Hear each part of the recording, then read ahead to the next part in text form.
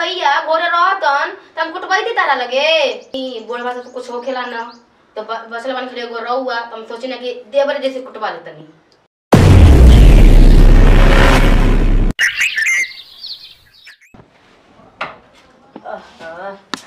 Call के देवर बबुआ जी इतना बढ़िया से कुटल रहन कि खा के सुतल रही न त इतना आनंद आवत रही इतना कि कहम त कम बात पड़ी। अरे बाप रे बाप रे बाप, लेकिन खैला के बाद में सुतत तनी न त इतना बड़का आनंद आवत कि हाले नींद ना टूटत रहे। रुको तनी फोन लगा ले तो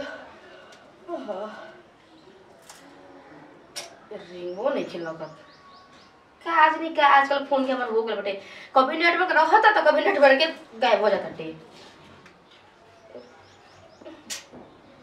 लगता।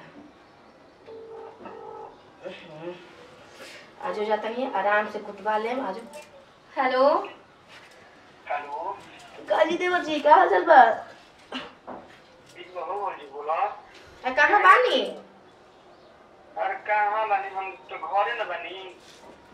जाना तनी देवर जी बोला कल के कुटल रही नु त खा के सुतल रही त इतना हमके मन लगत रहे सुते में इतना कि का हम कही।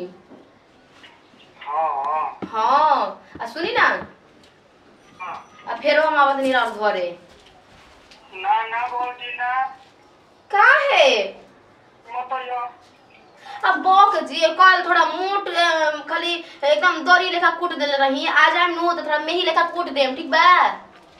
अरे तू बड़ा तेरे कुटवावे जो हो कहलो कि हमारा के और का तू करा और कुटा तो हमर कुटत शरीर खा के ना बतावे।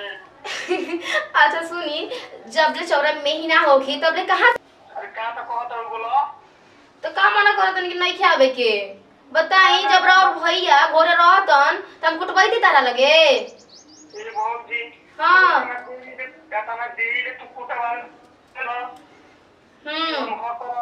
हम होकर हाथ से लगी ना हो अजाना तनी बोलबा से तो कुछ होखेला ना तो बसले बन खड़े एगो रहुआ त हम सोची ना कि देवर जैसे कुटवा लेतनी।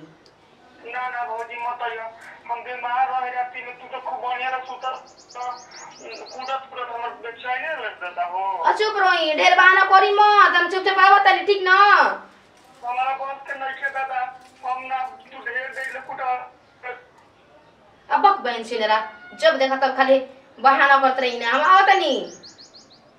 बात सुना ना हां तो सुनो तो आइयो देखता क्या तनी दोपहरिया में आइयो कोई ना रही तो अच्छा ठीक बा थोड़ा टाइम में बिता के आई सुना हां कनी न हम तो ना ये कुटम ढेर ना कुटम हम खा के जाता नहीं घरी। अच्छा रे बोले ठीक बा लेकिन कॉल से तनी मेही लेखा कूट हम ताकि खैला के सुनी ना देवर जी कहो बोली हम तनी टाइम में बिता के आए हम ठीक न तनी घरवा में बोलवा सो जाई न तब ओकरा बाद आई आ तनी कॉल से बढ़िया निमन कूट दी है एकदम मेही ले। ठीक बा जो दोपहरिया में कोई ना रही तो हां आ तनी टाइम लगा के तनी 1-1.5 घंटा टाइम लागो ना बाबूजी हम 10 मिनट से बेसी ना कुटम अब लगाते कि देह में ताकत नहीं खे ओइसे करत हां सॉरी को बोल रहा हो। हां ये दादा ठीक बा हम तनी टाइम बिता के आई ठीक बा वो तो तुम्हारी मैं देख